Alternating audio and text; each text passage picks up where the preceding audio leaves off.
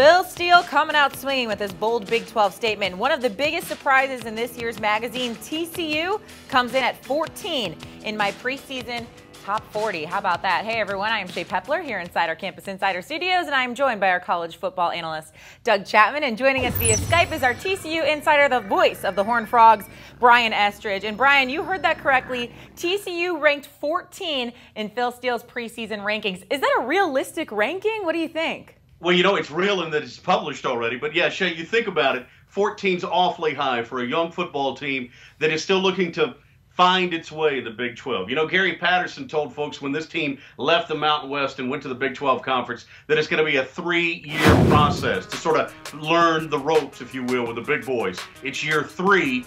Does it pay off with a number 14 ranking? I think in due time, this team is an elite team and an upper-end team in this conference.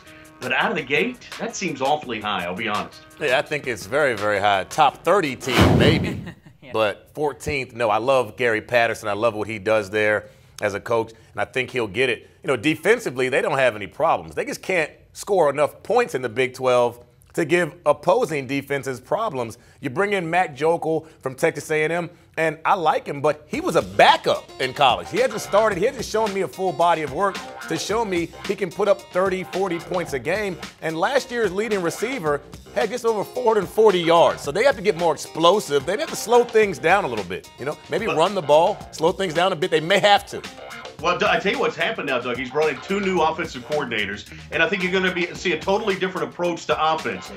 You've got the mind of Sonny Cumbie, who comes from Texas Tech. You've got Doug Meacham, who led that offense in Houston and has been a part of the Oklahoma State system. I think you're going to see TCU's offense be all balanced. I think he still wants to run the football, but it's going to be a little more wide open. He knows he's got to score points. Listen, Gary Patterson's always going to be about defense. You talked about the fact that they're solid on that side, but they've got to score more points. They've got to be more explosive, and they've got to find a way to get in the end zone, something they struggled with last year. And what's interesting is this change to this spread offense is going to pay off in another way, too.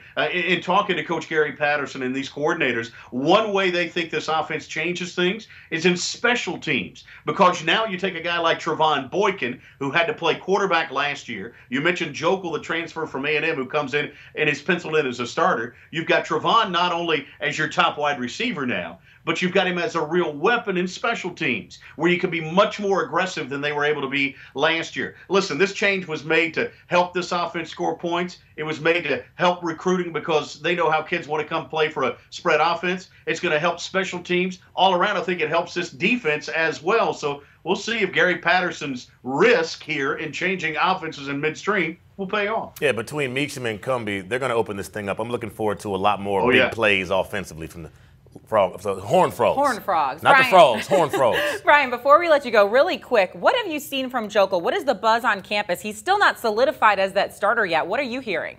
You know, I'm going to go ahead and pencil him in, as I mentioned. Here's the thing about it. He's got great leadership skills, and I think that's what this team needed. I think that's what they were missing when Casey Paha went down last year.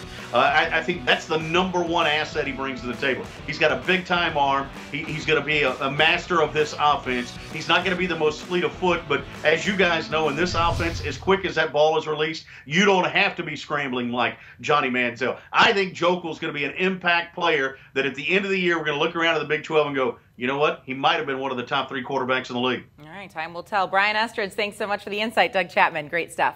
Well, we've got more Horned Frogs coverage right here on Campus Insiders. Be sure to be on the lookout for our TCU preview. You can find that only on CampusInsiders.com.